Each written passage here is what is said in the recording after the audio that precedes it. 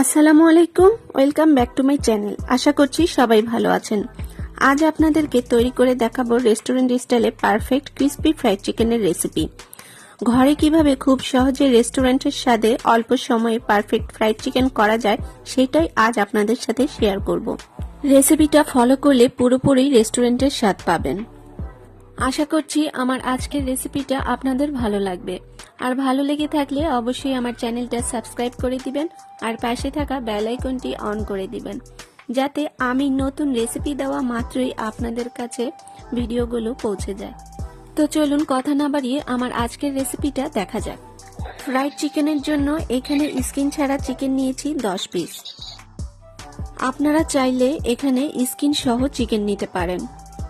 এখন এই চিকেনটাকে কিছু মশলা অ্যাড করে ম্যারিনেট করে রেখে দিব প্রায় 7 থেকে 8 ঘন্টার জন্য।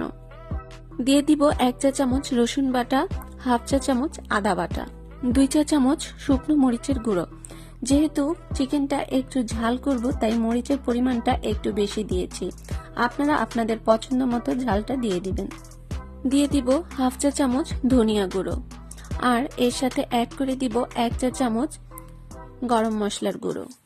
এই গরম মশলাটা আমি ঘরে করে নিয়েছি, আপনারা চাইলে কিনাটাও দিতে পারেন। এখানে দিয়ে দিয়েছি 2 প্যাকেট ম্যাগি মশলা।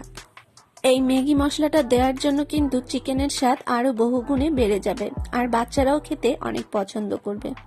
এখন এর সাথে অ্যাড করে দিলাম 2 প্যাকেট টমেটো সস। পরিমাণ মতো লবণ দিয়ে এখন খুব ভালো করে মশলার সাথে মাংসটাকে মিক্সড করে নিতে হবে। চিকেনটাকে 7 থেকে 8 ঘন্টার জন্য ম্যারিনেট করে রেখে দিব নরমাল ফ্রিজে। আর আপনাদের হাতে যদি সময় না থাকে তাহলে চেষ্টা করবেন কমপক্ষে 1 ঘন্টা ম্যারিনেট করে রাখার জন্য। একটা কথা মনে রাখবেন, যত বেশি সময় ধরে এই চিকেনটাকে ম্যারিনেট করে রাখবেন চিকেনটা কিন্তু ততই সফট হবে এবং খেতেও টেস্টি হবে। তো চিকেনটা ম্যারিনেট হতে থাক। চিকেনের উপরের কোটিং এর জন্য নিয়েছি 2 কাপ পরিমাণ ময়দা। এখন এর সাথে অ্যাড করে দিব 1 চা চামচ মরিচ গুঁড়ো, পরিমাণ মতো লবণ আর 1 চা চামচ টেস্টিং সল্ট। কালারের জন্য সামান্য হলুদ অ্যাড করব। আপনারা চাইলে এখানে জর্দা রঙও অ্যাড করতে পারেন। এখন এই ময়দাটাকে খুব ভালো করে মিক্সড করে নিব। ময়দাটা কিন্তু আগে থেকেই মিক্সড করে রেখে দেওয়া যাবে না, যখন চিকেনটাকে ভাজা হবে ঠিক তখনই ময়দাটাকে মিক্সড করে নিতে হবে।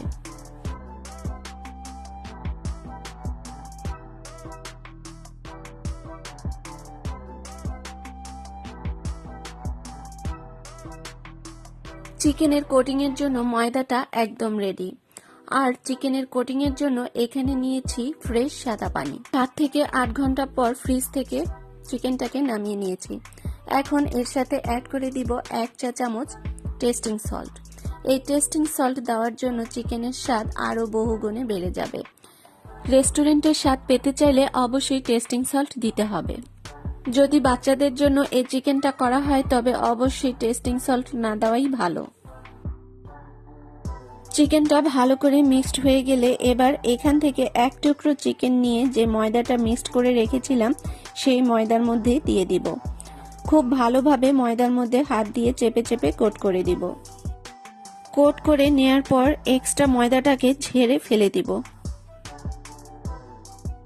এখন চিকেনটাকে নরমাল পানির মধ্যে ডুবিয়ে দিব 10 থেকে 15 সেকেন্ডের জন্য। 10 থেকে 15 সেকেন্ড পর আবারও চিকেনটাকে ময়দার মধ্যে কোট করে নিব। খুব বেশি জোরে চাপ দেওয়া যাবে না, হালকা চেপে চেপে কোট করে নিব। ময়দার কোটিং এর জন্যই কিন্তু উপরের লেয়ারটা ক্রিস্পি হবে। এরপর আবারও এক্সট্রা ময়দাটাকে ঝেড়ে ফেলে দেব। আপনারা যদি কোটিংটা আরো মোটা চান তাহলে আবারও এই চিকেনটাকে পানিতে ভিজিয়ে সেম প্রসেসে কোটিং করে নিতে পারেন। এখন সবগুলো চিকেন ঠিক এইভাবে কোটিং করে নিব। কোটিং করার পর ঠিক এই রকম হবে।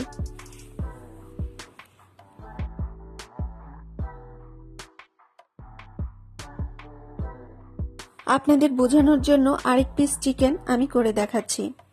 ঠিক সেম প্রসেসে ময়দার মধ্যে চিকেনটাকে কোট করে নিব। চিকেনটাকে খুব বেশি জোরে চাপ দেওয়া যাবে না, ঠিক এইভাবে হালকা করে উপর থেকে চেপে চেপে ময়দাগুলোকে দিতে হবে এবং এক্সট্রা ময়দাগুলোকে ঝেড়ে ফেলে দিতে হবে। এখন চিকেনটাকে নর্মাল পানিতে ডুবিয়ে দিব 10 থেকে 15 সেকেন্ডের জন্য। 10 থেকে 15 সেকেন্ড পর পানি থেকে উঠিয়ে চিকেনটাকে আবারও ময়দার মধ্যে কোট করে নিব। এই কোটিং করাটা একটু সময় নিয়ে ধীরে ধীরে করতে হবে। এইভাবে সবগুলো চিকেন কোটিং করে নিব। কোটিং করা হয়ে গেলে এই চিকেনগুলো কিন্তু বেশিক্ষণ রেখে দেওয়া যাবে না, তাহলে কোটিংটা নষ্ট হয়ে যাবে। তেলটা ভালো করে গরম হয়ে গেলে এখন চিকেনগুলো দিয়ে দিব। তেলটা অবশ্যই হাই হিটে গরম করে নিতে হবে, তারপর চিকেনগুলো দিতে হবে। চিকেনগুলো দেওয়ার পর চুলার হিট মাঝারি আঁচে করে দিয়ে সময় নিয়ে ধীরে ধীরে ভেজে নিব। চুলার আঁচ যদি বেশি থাকে তাহলে কিন্তু উপরটা হয়ে যাবে বাট ভেতরটা কাঁচাই থেকে যাবে, এদিকে অবশ্যই খেয়াল রাখতে হবে। এই চিকেনগুলোকে ভাজতে প্রায় সময় লেগেছে 15 মিনিট। চিকেনগুলো ভাজার সময় যখন দেখবেন তেলের এই রকম বুদবুদ কমে আসতেছে, তখন বুঝতে হবে চিকেনগুলো ভাজা হয়ে গিয়েছে। আমার চিকেনটা প্রায় হয়ে এসেছে, অনেক সুন্দর একটা কালার এসেছে, দেখতে পাচ্ছেন। ঠিক এইভাবে সবগুলো চিকেন ভেজে নিব। চিকেনগুলো ভাজা হয়ে গেলে এখন একটা প্লেটে তুলে নিব। আশা করছি আমার আজকের রেসিপিটা আপনাদের ভালো লেগেছে, আর ভালো লেগে থাকলে অবশ্যই এইভাবে বাসায় করে দেখবেন। দেখেন চিকেনের কালারটা কিন্তু অনেক সুন্দর এসেছে, আর উপরটা কিন্তু অনেক ক্রিস্পি হয়েছে, সেটা দেখেই বোঝা যাচ্ছে।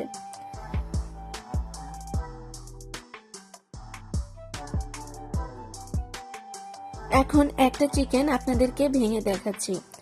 দেখুন চিকেনের ভেতরটা কতটা সফট হয়েছে, আর উপরটা কিন্তু অনেকটাই ক্রিস্পি হয়েছে। আমার আজকের রেসিপিটা আপনাদের ভালো লেগে থাকলে অবশ্যই আমার চ্যানেলটা সাবস্ক্রাইব করে দিবেন, আর পাশে থাকা বেল আইকনটি অন করে দিবেন, যাতে আমি নতুন রেসিপি দেওয়া মাত্রই আপনাদের কাছে পৌঁছে যায়। আর একটা লাইক দিতে কিন্তু ভুলবেন না। আমি আজকের মতো বিদায় নিচ্ছি। আল্লাহ হাফেজ।